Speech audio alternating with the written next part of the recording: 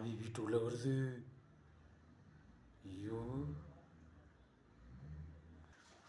இப்படி வேலை செய்யும் போது இப்படி பனிக்காற்று உள்ளே வந்துச்சுன்னா எப்படி இருக்கும்? ஃப்ளோரிங் போட்டுக்கிட்டுருக்கேன். பயங்கரமாக மிஸ்ட்டு உள்ளே வருது. அப்படியே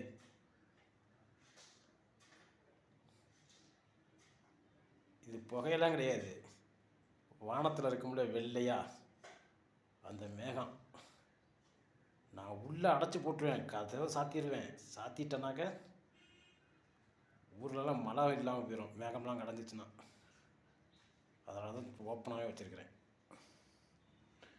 என்னப்ல இதை அடைச்சிட்டோம்னு வச்சுக்க, இப்போ கீழே ஊர்லலாம் மழை பெய்யாது, நம்ம மேகத்தை அடைச்சி போட்டோம்னா. அதனால தான் ஜன்னலில் அடைக்காமல் வச்சுருக்கிறேன். உள்ளே வந்து பாட்டு போட்டுமேன்னு.